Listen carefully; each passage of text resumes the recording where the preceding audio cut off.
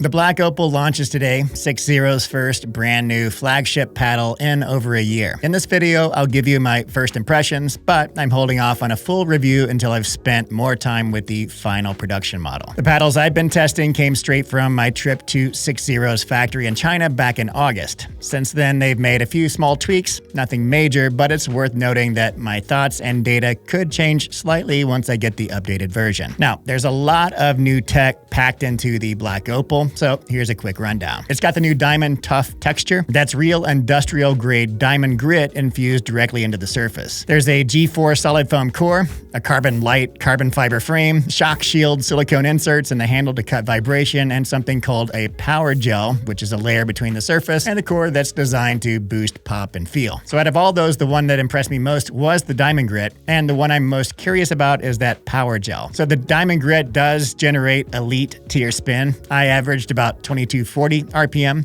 and after more than 20 hours of play, there's been zero drop off. It actually looks more durable than raw carbon fiber, which has been the gold standard up to now. And the power gel is interesting too. I watched it being applied at the factory. It's a very hands-on, time-consuming process, and it supposedly gives the paddle a noticeably different feel compared to traditional epoxy layers. And if you look at this x-ray and a dissected paddle, you can see exactly what's inside. The foam is white, and it looks like a microcellular closed cell material, something we haven't really seen yet in the pickleball world. And I was told it's sourced from Scandinavia, and it's actually used in the aerospace industry. That thin black band around the core is EVA foam, and the same white foam is used also around the perimeter and into the handle. When it comes to performance, the Black Opal is absolutely a power paddle. My serves averaged 62.5 miles per hour and punch volleys around 39.8 miles per hour, and that's putting it in the high 90s percentile for both power and pop.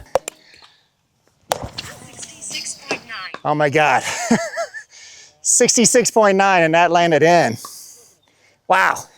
Q-Core testing backed that up with a score of 0.435, right up there near the legal limit. Even with all that pop, it has a soft plush feel with plenty of dwell time. And the spin is crucial for taming the power and keeping the ball in play. The sweet spot is decent, but it's not quite as forgiving as some of the other floating full foam cores like the Selkirk Boomstick, Bread and Butter Loco, or Honolulu NF and FC Plus series. On the version I've been testing, there is some flex down by the neck, which probably tightens the sweet spot as it doesn't feel very responsive when you hit on the lower part of the face. I have heard that the newest version stiffens that up, so we'll see if that improves responsiveness and forgiveness. And here are the meta scores from my full testing. So radar gun speed, RPM, weighting and balance, and Q-Core combined. The spin meta score is 92.